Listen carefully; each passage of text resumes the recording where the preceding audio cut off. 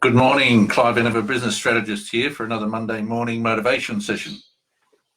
Now, today I want to talk about telling your story. And of course, we've been focusing on the activity for the last few weeks. Get out and get active, do your thing.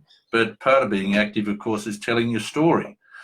And it's really important that you tell the story the right way. And by the right way, I mean, are you saying what the client wants to hear? Now, we've also been talking about listening, the art of listening, and that's probably more important than what you have to say. However, listening tells you when you can tell your story. And in telling your story, it's what allows the customer or potential customer to decide whether or not you're the right person, you're the right place, the right business for them to be considering doing business with. It's what separates you from your competitors. Now, if you're out there telling the same story as your competitor, chances are that there is no difference. Now, if there's no difference, why would a potential customer choose to become a customer of you rather than your competitor or a competitor who tells a different story? There probably isn't a reason for that. So understanding your story is really, really important. Understanding how to tell it is just as important. Telling it is equally important. And that means that you have to be enthusiastic and you have to have a commitment to that story. If you're telling a story because it's something that somebody made up for you, guess what? You're not going to get too many people to buy it. And those that do might find after that they've bought the story that what they're getting isn't quite what the story suggested that they would get. And if that's the case, then you're in strife with customer service issues. So telling the story needs to be the story of why you do what you do, how you do what you do, etc.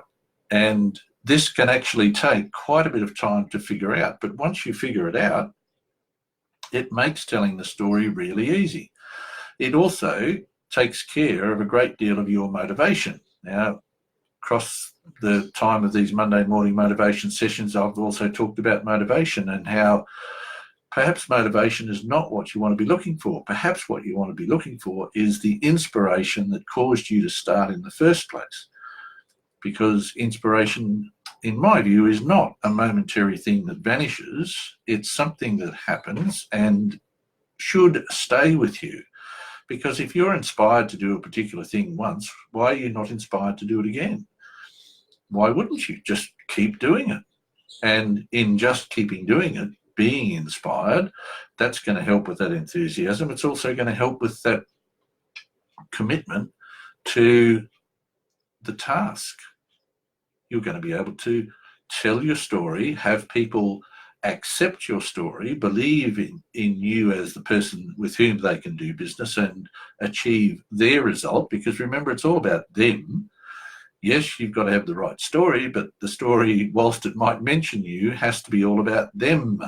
So know what your story is. Use it to identify where you sit in the marketplace. Use it to identify why a prospective customer will actually want to do business with you.